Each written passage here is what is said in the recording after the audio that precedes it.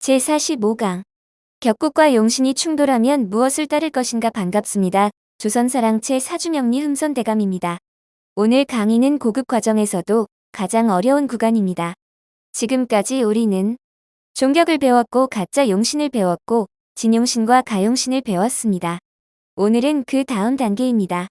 격국과 용신이 서로 다르게 말할 때 무엇을 기준으로 해석해야 하는가? 이 문제를 풀어보겠습니다. 이걸 모르면 고급 해석이 절대 안 됩니다. 1. 왜 충돌이 생기는가? 보통 이론은 단순합니다. 격국을 먼저 정하고 그 다음 용신을 잡는다.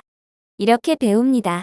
그런데 실제 상담을 해보면 격국이 요구하는 방향과 용신이 요구하는 방향이 다르게 나오는 경우가 많습니다. 예를 들어 보겠습니다. 격국상으로는 관이 중요합니다. 그런데 용신은 재성으로 나옵니다. 이럴 때 초급자는 혼란이 옵니다. 어느 말을 따라야 합니까? 격국입니까? 용신입니까? 여기서 실력이 갈립니다. 2. 격국은 구조다. 먼저 이해해야 할 것이 있습니다. 격국은 구조입니다. 집으로 말하면 뼈대입니다. 이 집이 어떤 구조인지, 어떤 방향으로 지어졌는지 그걸 말해주는 것이 격국입니다. 격국은 인생의 기본 방향입니다.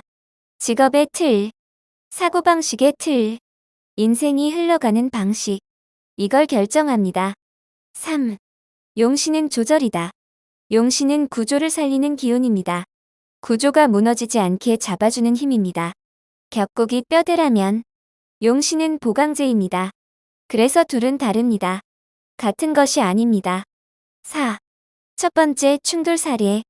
어떤 남자의 사주입니다. 격국은 관 중심 구조였습니다.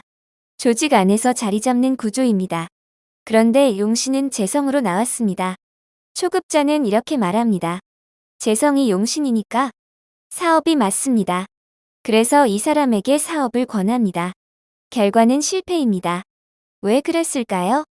격국은 조직 구조입니다. 재성은 돈을 의미하지만 이 사주에서는 조절 기운일 뿐입니다. 직접 사업을 하면 구조가 깨집니다. 이 사람은 조직 안에서 재무나 관리 쪽으로 갔을 때 성공했습니다. 이게 격국과 용신을 함께 보는 해석입니다. 5. 두 번째 사례. 어떤 여성의 사주입니다. 격국은 식상 중심 구조입니다. 표현하고 움직이고 활동해야 하는 구조입니다. 그런데 용신은 인성으로 나왔습니다.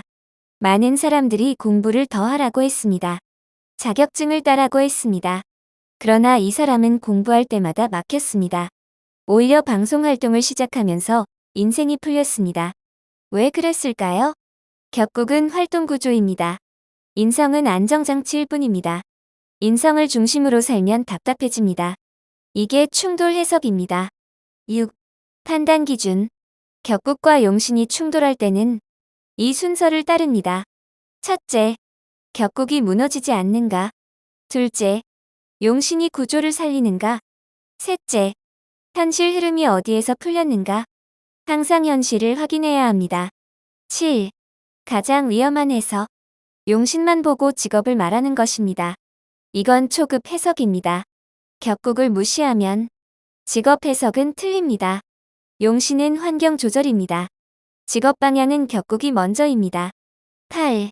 세 번째 사례. 격국은 재성 중심 구조. 용신은 관성.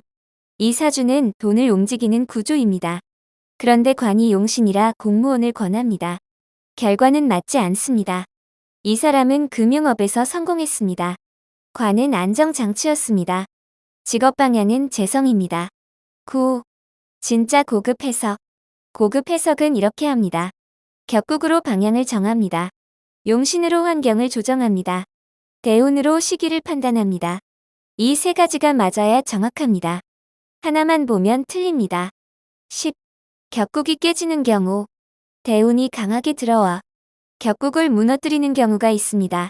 이때는 용신도 흔들립니다. 그래서 어떤 시기에는 완전히 다른 삶처럼 보입니다.